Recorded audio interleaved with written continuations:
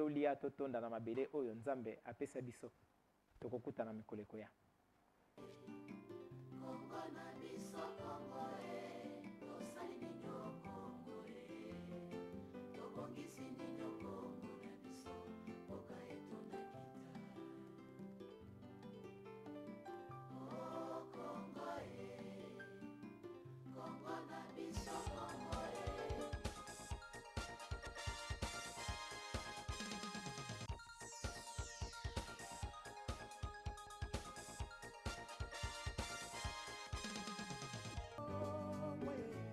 J'ai demandé à Dieu qu'il protège notre peuple et qu'il éclaire tous ses dirigeants. La masse qui nous attend demain, cette masse demande autre chose que le billet de vote aujourd'hui. C'est le pain, c'est le progrès. Il faut que nous puissions construire cette nation. Frantz Fanon ne disait-il pas que l'Afrique a la forme d'un revolver dont la gâchette est placée au Zaïre? Car la libération du Zaïre représente la possibilité pour tous les autres pays d'Afrique de pouvoir enfin se développer. Qu'en dépit de complots visant sa déstabilisation et sa balkanisation, la République démocratique du Congo demeure unie dans ses frontières de 1960.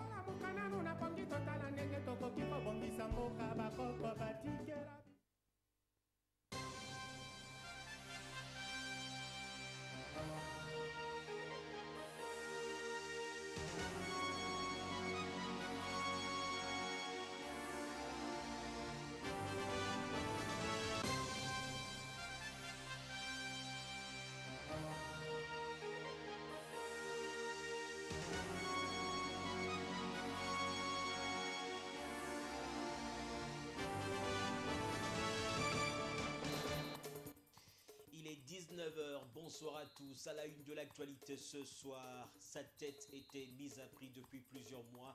Le gouverneur de l'Équateur, déchu de ses fonctions, Jean-Claude Baïndé, devra en plus répondre à des griefs devant la Cour suprême de justice, apprend-on. Voilà qui met fin à une longue chronique d'instabilité politique dans cette province. Après près de 2 décennies d'inactivité, le groupe de la centrale hydroélectrique d'Inga a été remis en service. C'est 55 mégawatts de puissance constitue une bouffée d'oxygène pour la SNEL qui pourrait, on l'espère, résoudre les problèmes de délestage. Kinshasa n'est pas le Congo, Matata Ponyo le sait, raison pour laquelle le Premier ministre s'est rendu dans le Kindu au Maniema inspecter les travaux de réhabilitation des infrastructures. Vous êtes nombreux à nous suivre de l'autre côté du fleuve à Brazzaville, où que vous soyez, merci de rejoindre l'une des meilleures rédactions du pays. L'ancien Premier ministre ivoirien, aujourd'hui président de l'Assemblée nationale, Guillaume Soro, a échangé avec le président du Sénat congolais, Léon Kengo Adondo. Ils ont évoqué la situation post-conflit dans leurs deux pays. La République démocratique du Congo et la Côte d'Ivoire ont un parcours similaire depuis une dizaine d'années, ponctué par des rébellions qui ont fait des milliers de morts dans les deux nations compte rendu.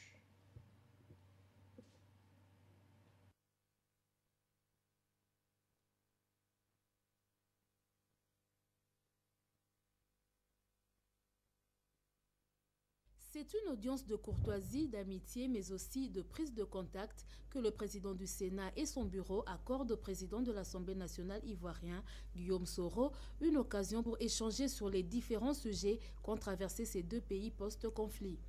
Nous avons bien entendu parlé de la situation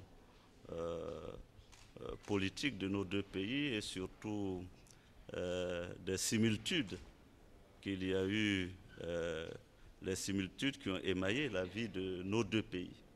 Je dois dire que j'ai été très heureux de voir le président du Sénat, qui est un doyen, que nous avons connu, qui a été Premier ministre et qui a joué un rôle éminemment important dans votre pays. C'était l'occasion d'échanges, de véritables expériences. Et j'ai pu lui dire que la jeune génération que nous sommes déterminés à assumer, n'est-ce pas, notre part de contribution. Un motif de satisfaction pour le président de l'Assemblée nationale ivoirien qui rencontre le doyen de la scène politique congolaise pour avoir occupé plusieurs fonctions au sein des institutions congolaises. Pour sa part, Léon Kengo-Adondo, président du Sénat congolais, a trouvé des mots justes pour remercier son visiteur en lui remettant un tableau qui retrace les différentes étapes que ces deux pays ont traversées. Le président du Sénat, dans son adresse à l'ouverture de la session, est largement revenu sur la situation sécuritaire dans l'est du pays. L'insécurité est permanente dans cette zone, a fait savoir Kengo-Adondo. Au sujet des pourparlers de Kampala, le président du Sénat a dit qu'il touchait à leur fin avec 75% des matières déjà traitées. On l'écoute dans cet extrait choisi par Serge Kouete. La situation sécuritaire à l'est du pays reste très préoccupante. Le Kivu est toujours dans la tourmente, avec des populations en souffrance et en errance à Massissi, Rutshuru, que sais-je encore. Au Katanga, des informations qui nous parviennent sont inquiétantes. Elles concernent les territoires de Pweto, Malembankulu, Manono, Mitwaba, Kasenga, Kipushi, voire Lubumbashi. Des territoires entiers du pays vivent ainsi, presque en dehors du contrôle du gouvernement. L'Équateur s'enlise de plus en plus, il est temps que toutes ces situations cessent. Entre-temps, les pourparlers de paix qui se déroulent à Kampala semblent tirer à leur fin. Ils ont abouti au constat que sur 100% de points de l'accord du 23 mars 2009, 75% ont été exécutés. Et puis, je vous le disais dans les titres, sa tête était mise à prix. Finalement, elle est tombée. Le gouverneur de la province de l'Équateur a été destitué par les députés provinciaux.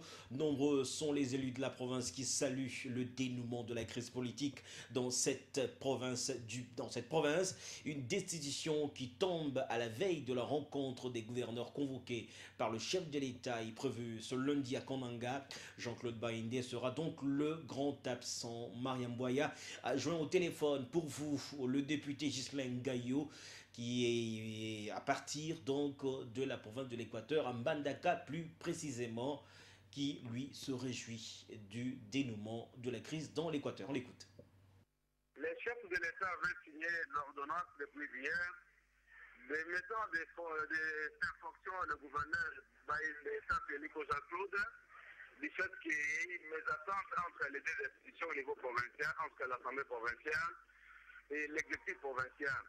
Et les deux autres étaient toujours entretenus par le gouverneur des provinces et on a prodigué des conseils à plusieurs fois et on l'avait demandé de démissionner. Il a refusé de démissionner. C'est comme ça que les chefs comme les garants de la Constitution ont pris une résolution de lui remettre de ses fonctions. La population de l'Équateur, à travers nous, élus provinciaux, nous remercions sincèrement les chefs de l'État qui a au moins attendu ce qu'on a toujours demandé depuis toujours, du fait que M. Baïndé a fait de salir l'image du chef de l'État. Et comme les députés avaient demandé à son Excellence, M. le chef de l'État, comme il a compris, comme il a limogé M. Baïndé, nous les remercions sincèrement. Et de notre retour, on attend aussi à ce que le chef de l'État puisse nous dire quoi, tout ce qu'il va nous dire pour préserver la sécurité au niveau de la province. Nous sommes prêts à le faire, tout ce que le chef de l'État va nous demander. Et nous demandons aussi à la population de l'Équateur, à travers nous aussi, comme je venais de dire, de continuer toujours à soutenir les chefs de l'État et à les remercier aussi sincèrement comme les députés provinciaux que nous sommes. On a aussi noté des réactions ici à Kinshasa des députés ressortissants de l'Équateur. Le malheur des uns faisant le bonheur des autres. Tous se réjouissent de la chute du gouverneur. Ils se sont exprimés au micro de Rossine Martin Bouyamba. Jean-Claude Baïndé Etafelito devient désormais l'ex-gouverneur de la province de l'Équateur. Ainsi, on a décidé, le chef de l'État par ordonnance présidentielle. La nouvelle aurait créé, selon les ressortissants de cette province, l'euphorie. Une décision juste et attendue du chef de l'État qui semble mettre d'accord toute la province de l'Équateur. C'est une décision juste, attendue, opportune, adéquate, idoine. Une décision qui aurait dû être prise depuis longtemps. mais mieux vaut tard que jamais. Il le fallait bien pour réhabiliter l'État, pour restaurer l'État, pour donner un contenu au concept de l'autorité de l'État. Cela serait constitutionnel, affirme l'élu de Bassankoussou, Samuel Gabriel Bokolombe. Cela relève selon lui des attributions du chef de l'État. C'est constitutionnel, vous n'avez qu'à vous référer au dernier alinéa de l'article 198 de la Constitution. Aussi simple que ça, et toutes les conditions requises pour qu'une telle décision soit prise ont été réunies, je dirais plus que réunies, et cela depuis longtemps. Vaut mieux tard que jamais, la décision du chef de l'État crée aussi la palissade. Maître Guy Inengue, ancien ministre provincial et DG de la DGRPE, se refuse de commenter sur une évidence. J'étais son collaborateur depuis 2010 et c'est là que ça s'est arrêté. J'ai créé la DGRPE et c'est de là, à partir de là, que l'affaire n'a pas marché. Il est reproché de quoi? Me semble-t-il, on le reproche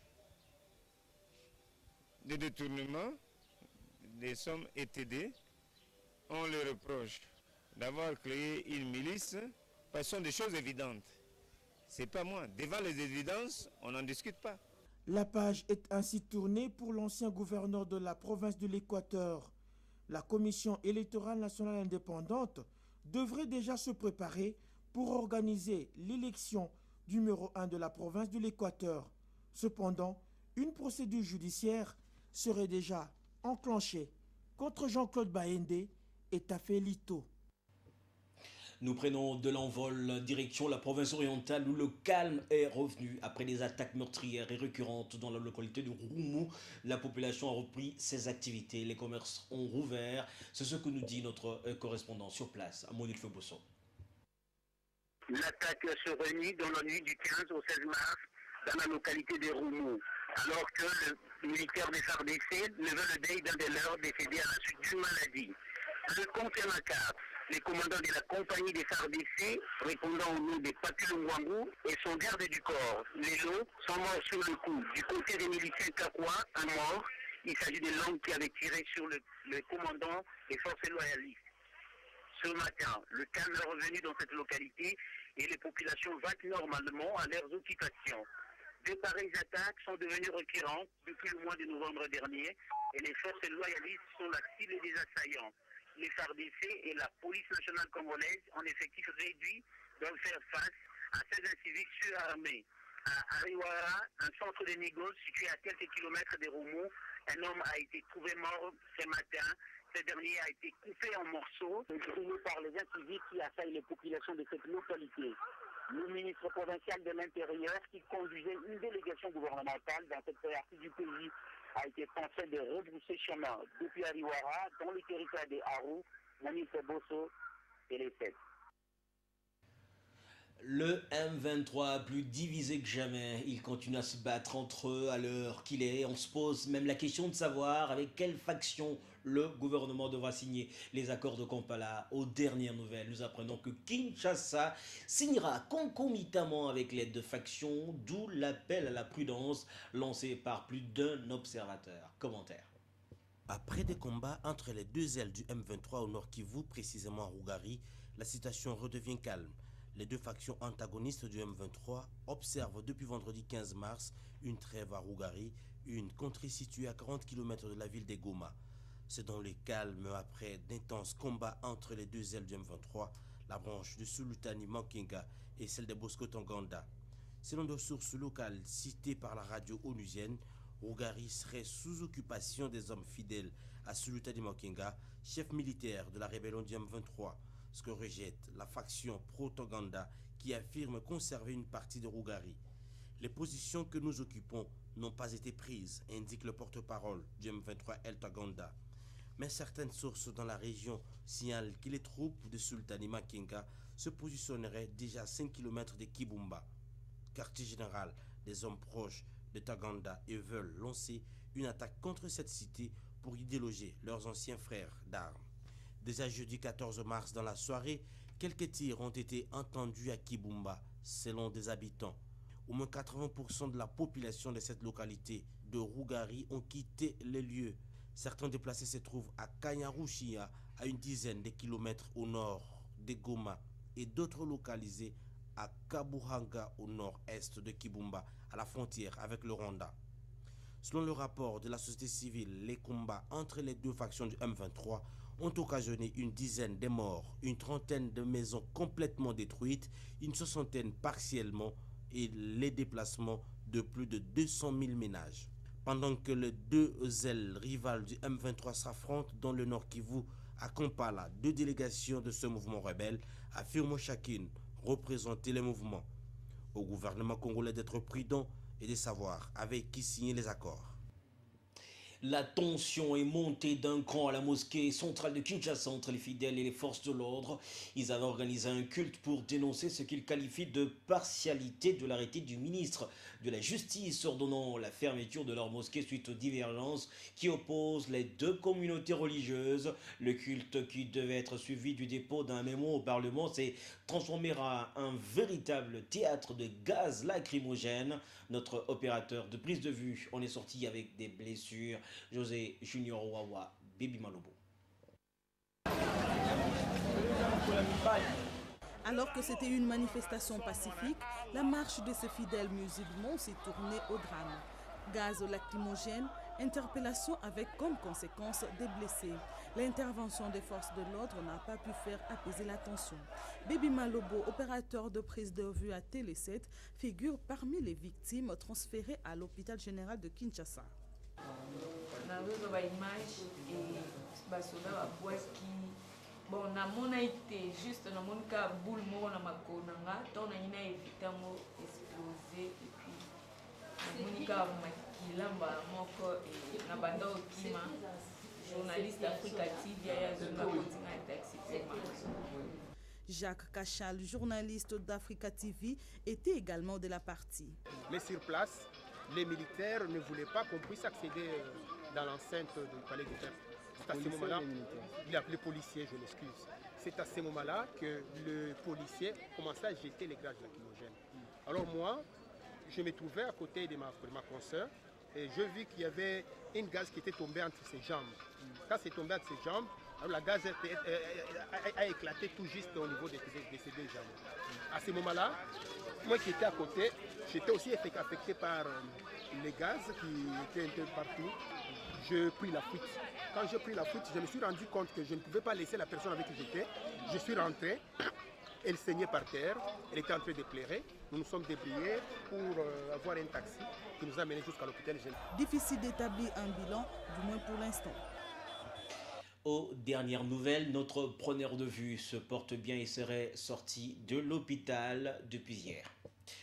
Retour en province, le Premier ministre a effectué une visite d'inspection à Kindu, au Maniema. Le chef du gouvernement s'est rendu compte de l'état d'avancement des travaux des infrastructures effectuées dans cette ville. Les détails dans ces condensés de nos confrères de Digital Congo. La province du Maniema, désormais sur le chemin de développement, d'où cette itinérance du Premier ministre Matata Ponyo Mapone, qui a inspecté ce 15 mars 2013 et de bout en bout les travaux de construction des homes dédiés aux étudiants et étudiantes de l'université de Kindu. Dans les différents chantiers, le chef du gouvernement a insisté sur le respect de la qualité. Un message reçu 5 sur 5 par le recteur de l'université de Kindu, le docteur Monga, qui a promis de reproduire les standards des 7 alma mater dans d'autres chantiers de l'université. Situé dans la commune de Kasuku, les nouveaux stades en construction au quartier Luama n'a pas échappé au suivi rapproché du Premier ministre. L'occasion pour l'équipe d'ingénieurs de présenter au chef du gouvernement les contraintes liées à l'arrivée de certains matériaux de construction très attendus ici. Juste après, le cortège du Premier ministre s'ébranle dans la périphérie de la ville, où est implanté le concasseur dans cette nouvelle carrière, devant booster la modernisation de Kindu. De l'espoir quant à la nouvelle route de la ville, dont la couche de base et d'enrobé sont en attente. Signalons qu'il est d'abord prévu 1 kilomètre de couche de base en termes de planches d'essai. Dès qu'il est concluant, les travaux pourront alors s'étendre sur les 10 km contractuels. Pour ces faire, l'heure est au montage du deuxième concasseur. Ça n'est alors suivi cette descente du chef du gouvernement au chantier naval de la SNCC. Bonne nouvelle, inspectée en 2012 par le Premier ministre, la barge immobilisée pendant plus de 30 ans renoue bientôt avec la vie du fleuve Congo, une contribution au désenclavement de la province. La barge Loufaya sera mise en service dans les prochains mois. Le bâtiment du siège provincial de la Direction générale des douanes et assises, dont les travaux seront bouclés dans 3 mois, a attiré l'attention du Premier ministre. Aucun problème de financement se pose ici. La construction imposante de la Direction générale de recettes administratives, judiciaires, domaniales et des participations a également été inspectée. Son personnel a exprimé sa gratitude au président de la République et au Premier ministre. Le point de chute de cette ronde a été le bâtiment de la Direction générale des impôts qui sera bientôt occupé. Le matériel informatique et le mobilier font partie de défis à relever. Les bénéficiaires directs de ces différentes initiatives et la population du Maniema ont salué l'action gouvernementale sous le leadership du président Joseph Kabila Kabange. Au Bas-Congo, le groupe de la centrale hydroélectrique d'Inga fonctionne à nouveau après une panne qui a duré 17 ans. Selon les responsables de la Société nationale d'électricité, ce groupe 2 apporte au réseau 55 MW de plus, ce qui pourrait résoudre le problème de délestage. Les travaux ont été financés par la Banque mondiale. Le coût total a estimé à 16 millions d'euros. Reportage. Le délestage et manque de courant électrique est une question cruciale qui préoccupe les Congolais. Selon la SNEL, la réponse passerait sur 3 paramètres. Il s'agit de l'augmentation de la puissance disponible au niveau de la production, la construction des nouvelles lignes de transport de l'énergie produite et l'assainissement des réseaux de distribution. Cependant, les faibles taux de recouvrement des factures auprès des consommateurs mettent en mal le besoin d'investissement dans ce secteur. La coopération entre le gouvernement et la Banque mondiale crée un partenariat pour financer les travaux de réhabilitation et de modernisation des installations de la SNEL. Le groupe G12 a coûté 16 millions d'euros pour sa mise à neuf. La SNEL dispose suffisamment d'énergie pour répondre aux besoins de desserte en électricité de la ville, mais l'actuelle ligne de transport du courant électrique, Inga vers Kinshasa, vieille de plus de 40 ans, ne permet l'acheminement de 400 MW au lieu de 800 MW. Par conséquent, après une période de la machine réhabilitée par le consultant italien Franco Mossi, les autorités congolaises mettront en service le groupe G12 dans une cérémonie officielle. La modernisation des infrastructures en République démocratique du Congo, une affaire de tous et pas que des nationaux. La communauté économique des pays des Grands Lacs s'est dite candidate à aider le pays, surtout dans le secteur transfrontalier. C'est l'essentiel des échanges de vendredi dernier entre le secrétaire exécutif de la CPGL et le ministre en charge des infrastructures. Objectif, accroître la libre circulation des personnes et leurs biens. Élisée Bilonda et Blanchard Kandolo.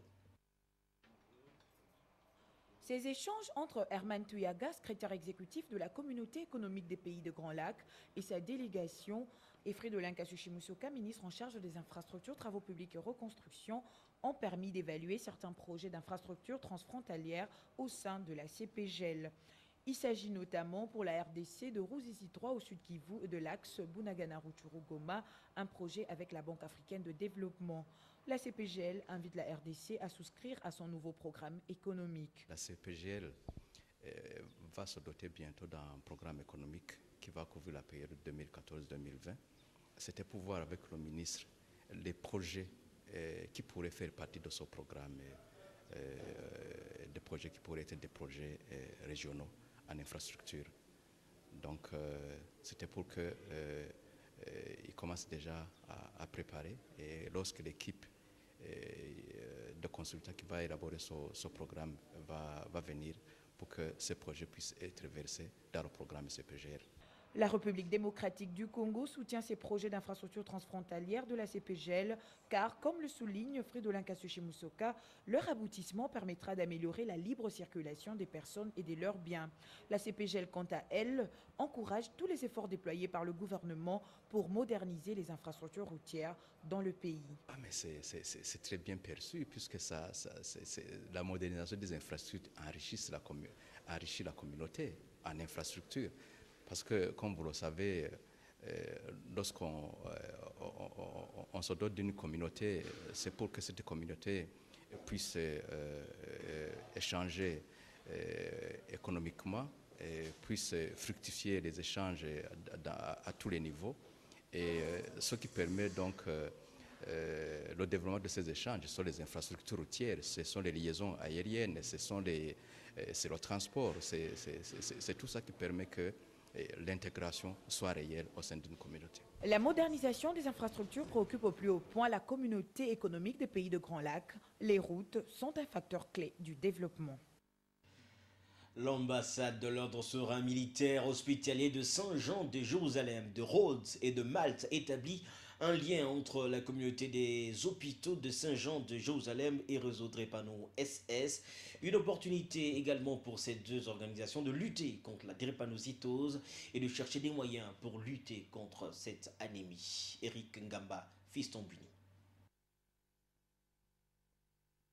Exactement se sont écoulés depuis la promulgation du privilège solennel par lequel le pape Pascal II reconnaissait officiellement la communauté des hôpitaux de Saint-Jean de Jérusalem. Devant le chevalier de la plume, l'ambassadeur de l'ordre de Malte a établi un rapport de convergence parallèle entre la communauté des hôpitaux de Saint-Jean de Jérusalem et le réseau Drépano SS. Geoffrey de Liederkerk a des mots justes pour expliquer l'importance de cette journée ainsi que le soutien de son ambassade à l'endroit du réseau Drépano SS. Dans le cadre de ce 900e anniversaire, de faire une manifestation pour essayer justement de médiatiser le plus amplement possible donc le problème de la drépanocytose ici à Kinshasa. Toujours dans les soucis de sensibiliser la population sur cette maladie et tout ce qui s'y rapporte, le réseau Drépano SS compte créer des cellules périphériques capables pour la prise en charge des drépanocytaires. Il annonce déjà le lancement d'une campagne de sensibilisation pouvant permettre la vaccination de ces malades. On prend des vaccins spécifiques. On sait que le programme d'élargie de vaccination a intégré les 3 antigènes, donc les 3 microbes dont nous avons parlé, l'hépatite B, les pneumocoques et l'hémophilus influenzae dans le programme de vaccination des jeunes enfants de 0 à 9 ans. Mais on sait qu'après 3 ans, l'immunité baisse ou disparaît et les enfants redeviennent fragiles. Et nous avons en tout cas en ce moment-là pris le rôle de relayer le PEV en donnant les rappels des vaccins spécifiques à ces enfants-là. Avec l'appui de l'ambassade de l'ordre de Malte, le réseau Drépano SS lance un appel aux parents, aux professeurs, aux élèves et aux étudiants à beaucoup plus de responsabilités afin d'éviter le mariage à risque. L'association des communicateurs a exprimé son souci de faire des dossiers judiciaires l'une de ses priorités. Elle a justement annoncé le lancement d'une édition du journal télévisé consacré à ce genre de sujet. Créée en 2006, l'AC affirme qu'elle poursuivra ses sensibilisations en faveur des journalistes congolais sur des domaines variés. Marie-Jeanne Bibomba, Fiston Buni. Merci Lisette. Créée depuis 2006, l'Association des communicateurs annonce le lancement sur 4 chaînes de télévision locales d'un journal télévisé spécialisé. Cette édition d'information traitera des matières relatives aux dossiers judiciaires. Le but de ce journal thématique est de sensibiliser les populations sur les thèmes judiciaires. L'objectif majeur, c'est pousser la population à comprendre l'importance de la justice. Nous voulons faire une campagne de sensibilisation au fait. C'est ça, sensibiliser la population sur l'importance de la justice et que notre population comprenne que la justice existe dans ce pays. Évidemment, ceux qui se plaignent, on pourrait les décourager. Les abus, nous allons les dénoncer. Donc nos caméras vont passer dans toutes les juridictions et nous avons l'avantage d'ailleurs de travailler avec les responsables des juridictions qui sont prêts à dévoiler, à dire ce qui se passe dans leur juridiction. L'association des communicateurs, qui il y a quelques années était essentiellement focalisée sur l'environnement, vit des dons et des contributions de ses membres. Parmi des activités déjà réalisées, on note des films, documentaires, des ateliers et des séminaires de formation. Médias sociaux, espaces d'expression, bavardage virtuel, un thème largement débattu au cours d'un débat à l'Institut facultaire des sciences de l'information et de la communication. Jean-Lucien Kitima, le recteur de cette institution, appelle les jeunes à consommer avec modération des informations traitées sur ces réseaux, véritables dangers pour la télé et la radio. Voilà, compte rendu Mariam Boya, Dieu merci Sweka. Les radios néerlandaises de Pays-Bas, en collaboration avec le COFCEF, et la Fédération de radio de proximité du Congo créent des espaces en libre expression en milieu de jeunes. C'est à travers ce débat public que ces structures souhaitent amener le jeune à connaître l'importance des médias sociaux et leur utilisation, comme l'indique le thème « Médias sociaux, espaces d'expression ou bavardage virtuel ». Présent à cette expression libre, le recteur de l'IFASIC appelle la cible au bon usage. Éléments à consommer avec une certaine modération et qui nécessitent aussi une base culturelle. Et le souhait, c'est de le voir partagé davantage au travers des débats tels celui que nous venons d'assister, un débat, disons, échange fructueux. Les participants font savoir que les réseaux sociaux contribuent à l'épanouissement de jeunes. John Omombo, président des étudiants de l'IFASIC, donne son point de vue. Nous avons compris que les réseaux sociaux peuvent contribuer à beaucoup de choses. Étant donné que notre société n'est pas libre, nous devons nous faire ce que les autres font. Mais seulement, il faut que nous puissions être prudents dans l'usage, pas faire les réseaux sociaux un usage abusif. Ces échanges interactifs entre les intervenants et les étudiants ciblés continuent sur les réseaux sociaux afin d'étendre les idées. Voilà, mesdames et messieurs, c'est la fin de cette édition d'information. Les infos continuent sur www.lepotentielonline.com. Quant à moi, je vous retrouve demain, dimanche, à partir de 19h pour le journal consacré aux sujets qui ont marqué l'actualité de la semaine. Au revoir. Portez-vous bien.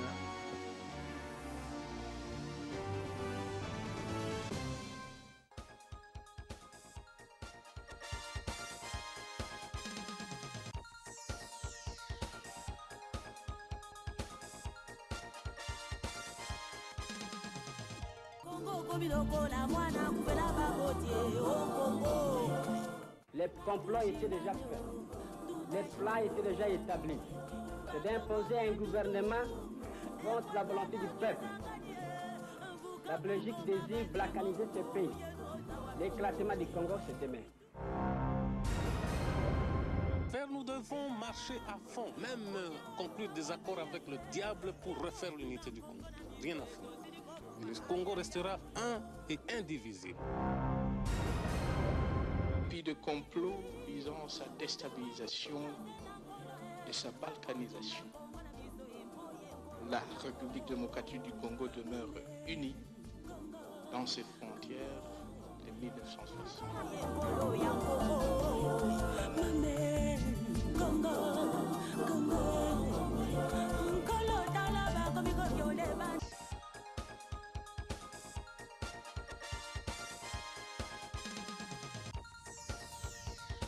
C'est à une ligne qui convient